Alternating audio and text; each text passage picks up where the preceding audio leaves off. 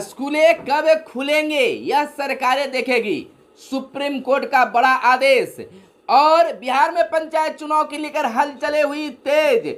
बिहार में पंचायत चुनाव हाईटेक अंदाज में कराने के लेकर राज्य निर्वाचन आयोग की रोज हो रही है एक बड़ी पहल। अब बोकस वोटिंग यानी फर्जी मतदान को रोकने के लिए राज्य निर्वाचन आयोग ने लिया बड़ा फैसला और फर्जी मतदान करने की कोशिश करने वाले पर होगी एफआईआर दर्ज और जाएंगे जेल। फर्जी मतदान को रोकने के लिए हर बूथ पर लगेगा बायोमेट्रिक मशीन, होगी उनकी फोटो और पहचान पत्र का किया जाएगा फोटोग्राफरी और पकड़े जाने पर जाएंगे जेल। पहले बायोमेट्रिक मशीन से लगाएंगे थंबनेल और उसके बाद जाएंगे P1 के पास में। अगर फर्जी मतदान करते आप पकड़े गए, कोशिश भी करते अगर देखे गए तो आप जाइएगा जेल। इधर बिहार के मुख्यमंत्री नीतीश कुमार का बड़ा ऐलान, बिहार में 6 माह में 6 करोड़ से ज्यादा टीके लगेंगे और बिहार के कामों का अनुकरण कर रही है कई राज्य। टीकाकरण के बिहार मॉडल को देश के 7 राज्यों ने अपनाया। गौरव की बात है बिहार के लिए कि बिहार के काम को दूसरे राज्य भी अपना रही है। बेहतर काम करने वालों की होगी मनचाही पोस्टिंग। मंत्री कम अनाज देने वाले डीलरों पर अब होगी कार्रवाई। अगर कोई डीलर आपको नाप तौल में अगर अनाज कम दे रहे हैं या वजन कम दे रहे हैं या कोई और कमी है तो वैसे डीलरों पर कार्रवाई अब तय है। और मुख्यमंत्री उस समय हंसने और मुस्कुराने लगे और कर्मचारी भी जोर से हंसने लगे जब एक बुजुर्ग शिक्षक, रिटायर्ड शिक्षक, उन्होंने कहा कि अपनी कमाई जब हम सर्विस में थे तो उसकी कुछ कमाई को सड़क बनाने में, आज जब पेंशन मिल रहा है तो सड़क बनाने में लगाते हैं, लेकिन हुजूर कहना है कि हमारे गांव को यूपी में शामिल कर दे। मुख्यमंत्री भी मुस्कुराने लगे, हंसने लगे। बिहार झारखंड एक परिवार भाषा को लेकर ऐसी सोच ठीक नहीं। महिला सशक्तिकरण के लिए विशेष कार्य हुए मुख्यमंत्री। जिलों से नर्सों के रिक्त पदों का ब्यौरा तलब। कांची की लगेगी मंडल मिश्र की पत्नी भारती की प्रतिमा। प्रदेश की 100 चावल मिलों में धान सुखाने का ड्रायर लगेंगे। और इधर किसानों के लिए गला भी कटवा दूंगी, चन्नी का कहना है। और बेगूसराय में AK-47 के साथ 4 कुख्यात हुए गिरफ्तार। राज्य में छोटे हथियारों से आतंकी हमले की आशंका, खतरे की घंटी बजी। नमस्कार, मैं हूं सुनील मौर्य और आप सुबह सवेरे में हम लेते हैं खबरों को अखबारों के पन्नों से। अखबारों में क्या छपा है, क्या है आपके लिए काम की खबरें। आपकी काम की खबरों को हम आपके लिए लेकर आते हैं, लेकिन उससे पहले खबरों की सिलसिला शुरू करें। आपसे आग्रह है कि अगर अब तक हमारे चैनल को आपने सब्सक्राइब नहीं किया है तो चैनल को सब्सक्राइब कर लें और वीडियो पसंद आए तो लाइक जरूर करेंगे दोस्तों, क्योंकि आपका लाइक हमें मोटिवेट करता है और मेहनत का फल भी होता है। तो चलिए अब खबरों की सिलसिला हम शुरू करते हैं। सुप्रीम कोर्ट का एक बड़ा आदेश आया है। शिक्षा विभाग से जुड़ी एक खबर है, जरूर विद्यार्थी सुने, अभिभावक सुने, शिक्षा विभाग के अधिकारी सुने, पदाधिकारी सुने, कर्मी सुने। स्कूल कब खुलेंगे सरकारें देखेगी, सुप्रीम कोर्ट का यह बड़ा आदेश है। दिल्ली के छात्र की अर्जी खारिज, पढ़ाई में ध्यान लगाने की दी गई नसीहत। दिल्ली के एक छात्र ने स्कूल खुलने के लेकर या बंद होने को लेकर अर्जी दाखिल किया गया, जिस अर्जी को खारिज कर दिया गया और उनसे कहा गया कि आप इन सब चीज़ों पर ध्यान न दें, आप पढ़ने पर ध्यान लगाएं। 17 साल के बच्चे ने दाखिल की थी याचिका। वह छात्र का उम्र था 17 साल। 9 से 12वीं तक के ही स्कूल खुले हैं दिल्ली में। बच्चे को अभी नहीं लग पाया है टीका।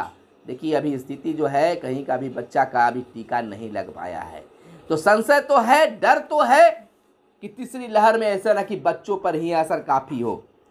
राजधानी दिल्ली में स्कूलों को फिर पहले की तरह खोलने के लिए दायर याचिका को सुप्रीम कोर्ट ने खारिज कर दिया है और कहा है कि छात्र पढ़ाई पर ध्यान दे, स्कूल कब खोले जाएंगे यह सरकार देखेगी। याचिका 12वीं के एक छात्र ने दायर की थी और कहा था कि स्कूल को पर्याप्त सुरक्षा उपायों के साथ फिजिकल फार्म में खोला जाए। जस्टिस DY चंद्रचूड़ और BV नागरत्ना की पीठ ने कहा कि अदालत इस तरह का आदेश नहीं दे सकती और इसके लिए आप दिल्ली सरकार के पास जाएं। पीठ ने कहा कि एक बच्चे को संवैधानिक राहत देने के लिए खुद को इस तरह से पेश नहीं करना चाहिए। देखिए कितनी अजीब याचिका है। हम यह नहीं कह रहे हैं कि यह प्रचार पाने का हथकंडा है, लेकिन इसी कारण बच्चों को इसमें शामिल नहीं करना चाहिए। नसीहत दी गई कि आप अपने पढ़ाई पर ध्यान दीजिए। चलिए अब चर्चा कर लेते हैं सबसे पहले पंचायत चुनाव की। पंचायत चुनाव की सरगर्मी तेज है। गांव घर में, मोहल्ले में पंचायत चुनाव की हलचल है। हर जगह पंचायत चुनाव की चौपाल लग रही है। चर्चा हो रही है कि फलाने आदमी जीत रहा है तो फलाने आदमी का वोट नहीं है। लेकिन सबसे बड़ी चर्चा है कि आखिर फर्जी मतदाताओं को सरकार कैसे रोकेगी, यानी राज्य निर्वाचन आयोग कैसे रोकेगी। तो इसको लेकर राज्य निर्वाचन आयोग बिल्कुल तैयार है। फर्जी मतदान को रोकने के लिए सभी बूथों पर बायोमेट्रिक मशीन लगाए जा रहे हैं, जिससे फर्जी मतदान संभव नहीं होगा। अगर फर्जी मतदान करने की कोशिश किया गया और करते हुए पकड़े गए तो वैसे लोगों पर दर्ज होगी एफआईआर और वह जाएंगे जेल। आपको बता दें कि बायोमेट्रिक हर बूथ पर लगनी है। अगर बायोमेट्रिक मशीन लगनी है और सबसे पहले नंबर 1 पर एक व्यक्ति जो है बायोमेट्रिक यानी टैबलेट लेकर और थंब लगाने के लिए छोटा सा जो रहता है उसे लेकर बैठे रहेंगे। पहले अपना थंब लगाइए और उसके बाद P1 के पास में जाकर अपना पहचान करवाइए। आपके परिचय पत्र चाहे आधार कार्ड हो या अन्य दस्तावेज हो, उसकी फोटो ली जाएगी। अब मतदाता पर्ची जो होता है उस पर्ची का भी फोटो लिया जाएगा। अगर आप गलत करते हैं तो आप पर एफआईआर दर्ज होगी और आप जेल भी जाएंगे। तो यह है खास व्यवस्था राज्य निर्वाचन आयोग की। यह सभी डीएम को भी आदेश दे दिया गया है और निश्चित तौर पर सभी जगह पर यह काम होगा। आपके मन में प्रश्न उठ रहा होगा कि आखिर यह कैसे संभव है, हर जगह नेट की खास सुविधा नहीं होती है। लेकिन उसके लिए भी राज्य निर्वाचन आयोग ने उपाय निकाली है। इसको लेकर अलग से वीडियो एक दिखाएंगे आपको, जिसे आप जरूर देख लीजिएगा। चलिए अब डीलर साहेब पर भी आफत आ गई है। अगर वह वजन में अनाज कम देते हैं या जितनी मात्रा मिलनी चाहिए उतना नहीं देते हैं और ऐसे डीलर साहब की अगर शिकायत मिली तो डीलर साहब पर कार्रवाई होगी। जन वितरण प्रणाली के तहत निर्धारित मात्रा में कम अनाज देने वाले डीलरों पर कार्रवाई होगी। ऐसे मामलों की जांच का निर्देश मुख्यमंत्री नीतीश कुमार ने खाद्य एवं उपभोक्ता संरक्षण विभाग को दिया है। जनता के दरबार में मुख्यमंत्री कार्यक्रम में कैमूर के फरियादी की शिकायत पर उन्होंने तत्काल विभाग के आलाधिकारियों को फोन लगाया और निर्देश दिया कि जांच करे और दोषियों पर कार्रवाई करे। यह सत्य चीज है। मिल रहा है 7 किलो तो आप दीजिएगा 5 किलो, तो आप पर तो कार्रवाई होगी ही। लेकिन जब ये बात चल रही है मुख्यमंत्री जनता दरबार की, तो हम बता दें कि कल के जनता दरबार में कुछ पल के लिए हंसी गूंज उठी जब एक बुजुर्ग शिक्षक, रिटायर शिक्षक अपनी फरियाद लेकर आए और कुछ साहित्यकार के रूप में, साहित्यिक लैंग्वेज में कह सकते हैं, अपने विचारों को रखने लगे, अपने परिचय को देने लगे।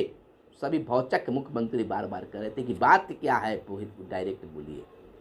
लेकिन गुरुजी तो गुरुजी, वो अपनी बात जिस अंदाज में कहना चाहते थे उसी अंदाज में कहते गए और अंत में उस समय हंसी गूंज गई जब उन्होंने कहा कि मैं अपने वेतन के पैसे से सड़कों में कुछ पैसा लगाता था, आज रिटायर भी किया हूं तो शोर लगा रहे। लेकिन हुजूर, उत्तर प्रदेश का वह शहर हमारे गांव से मात्र 1 किलोमीटर ही दूर है, तो हमारे गांव को उत्तर प्रदेश में जोड़ दिया जाए, यूपी में जोड़ दिया जाए।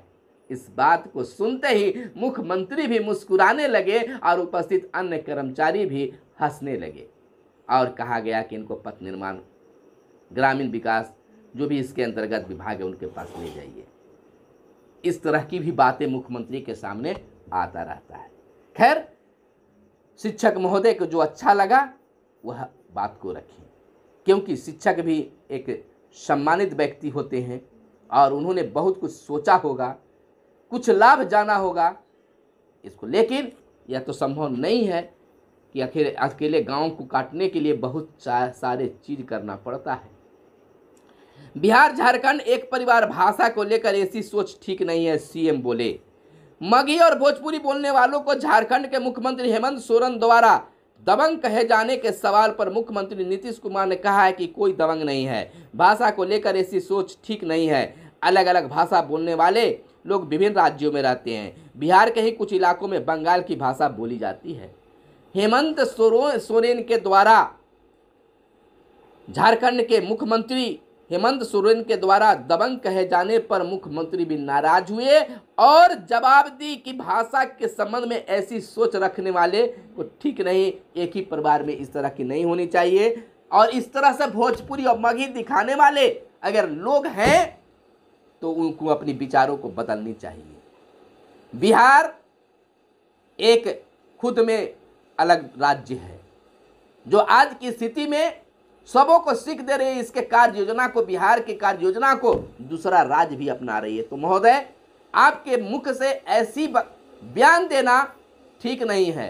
रही बात मगही और भोजपुरी की, तो आप देख लीजिए कि मगही और भोजपुरी आपके लिए बेहद शायद ठीक नहीं हो, लेकिन अपने दामन में झांक लीजिए कि आप क्या हैं। किसी भाषा को इस तरह से नीचा दिखाना या उन लोगों को नीचा दिखाना बेहतर नहीं होगा। इसके लिए हम खास वीडियो बनाएंगे। 58 साल में हुए कार्यों से ज्यादा नीतीश कुमार ने 15 साल में किया। जदयू के राष्ट्रीय अध्यक्ष ललन सिंह ने कहा कि आजादी के बाद 58 साल में बिहार में जितने कार्य हुए उससे अधिक 15 साल में कार्य हुए हैं। क्या हुआ है, नहीं हुआ है, यह तो ना तो कोई नेता बताएंगे तो विश्वास करेंगे और ना कोई कुछ और। यह आम जनता बताएगी कि काम किसने किया है, इस पर हम भी टिप्पणी नहीं करेंगे। जिलों से नर्सों के रिक्त पदों का ब्यौरा का हुआ तलब। संविदा पर भी नियुक्ति की हो रही है तैयारी, यानी संविदा पर नर्सों की बहाली का भी खाका तैयार हो रहा है। बेहतर काम करने वालों की होगी मनचाही पोस्टिंग। राजस्व एवं भूमि सुधार मंत्री राम सूरत राम ने कहा कि कोई भी कर्मी ट्रांसफर पोस्टिंग के लिए अपने इलाके के जनप्रतिनिधियों की पैरवी नहीं कराएं। जो बेहतर काम करेंगे उनको पोस्टिंग भी होगी। सतबीर को जमालपुर रेल एसपी का प्रभार मिला। टेलीफोन अदालत 29 को पटना में लगेगी। पीयू में वोकेशनल में आवेदन 22 तक होगी। इधर कांची में लगेगी मंडल मिश्र की पत्नी भारती की तस्वीर प्रतिमा। भाजपा शासन में महंगाई चरम पर है। तेजस्वी यादव का यह कहना है, बड़ा बयान दिए हैं कि भाजपा के शासन में महंगाई मार खा रही है, महंगाई चरम पर है, जनता अस्त व्यस्त है। मुख्यमंत्री नीतीश कुमार ने कहा है कि महिला सशक्तिकरण के लिए विशेष कार्य हुए हैं। उन्होंने कहा है, मुख्यमंत्री ने कहा कि राज्य में सभी के हित के लिए लगातार काम किए जा रहे हैं। महिला सशक्तिकरण के लिए विशेष कार्य किए गए हैं। जीविका समूह के माध्यम से गाँव के गरीब परिवारों को, महिलाओं को आर्थिक स्वावलंबी बनाया गया है। तो महिलाओं को लेकर बड़ी काम किया गया है, मुख्यमंत्री का कहना है।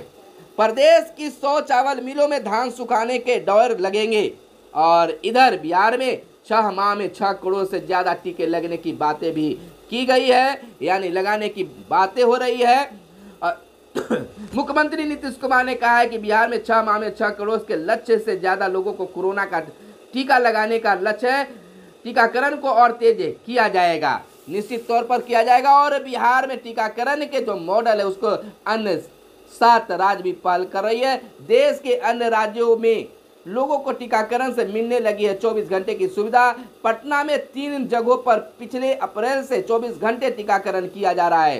पटना में अब तक 46 लाख को टीकाकरण किया गया है। इन राज्यों में 24 घंटे टीकाकरण केंद्र शुरू होगी। झारखंड के रांची, हजारीबाग, बोकारो, जमशेदपुर में भी लग रहा है, यानी अन्य राज्य भी इनको देखा देखी ऐसे काम कर रहे हैं। राज्य में छोटे हथियारों से आतंकी हमले की आशंका है। हथियार की खरीदारी में विदेशी पैसों का इस्तेमाल की आशंका।